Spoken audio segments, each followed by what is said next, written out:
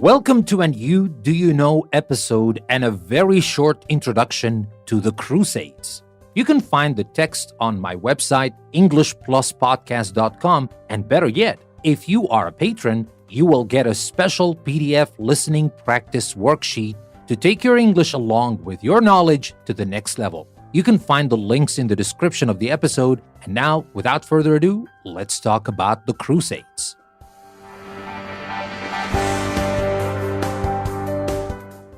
The city of Jerusalem is a holy place to three religions: Christianity, Islam, and Judaism. Many important events in the history of these religions took place in Jerusalem and the surrounding Holy Land. Between the year 1096 and the late 1200s, Christians fought a series of wars against Muslims. These wars were called the Crusades. The Crusades were fought for control of the Holy Land. Now we'll talk about it as a holy duty, but here I will have to add a big question mark. Holy duty? Well, many Christian men, women, and children in Europe volunteered to fight in the Crusades. They left their homes and families to travel far away and fight in these religious wars.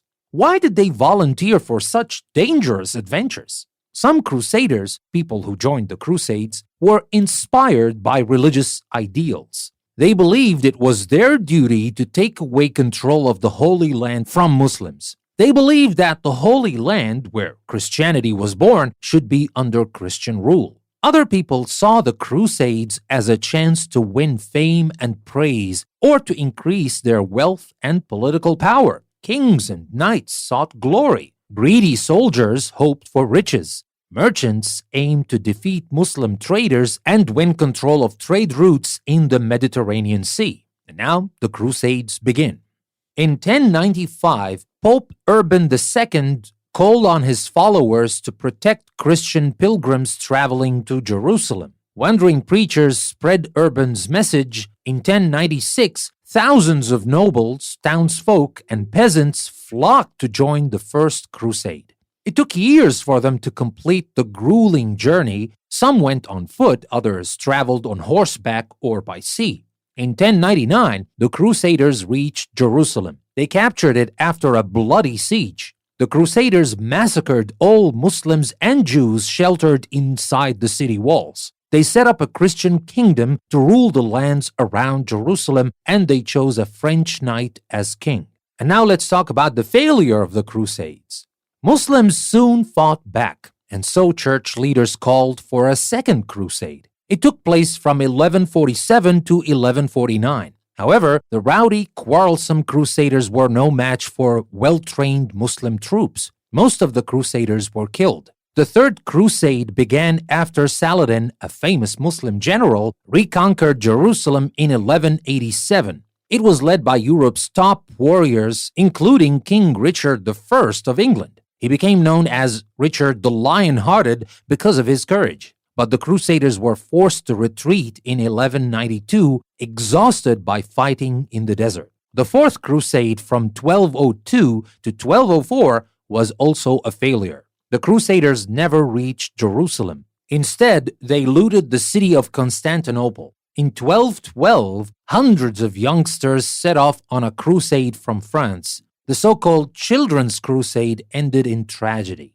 Although some of the children returned home, others died of hunger or were captured and sold as slaves. Between 1217 and 1291, there were 5 more crusades, but none was successful, and the Crusader kingdom of Jerusalem lost all its land. And now let's talk about the bitter legacy that left.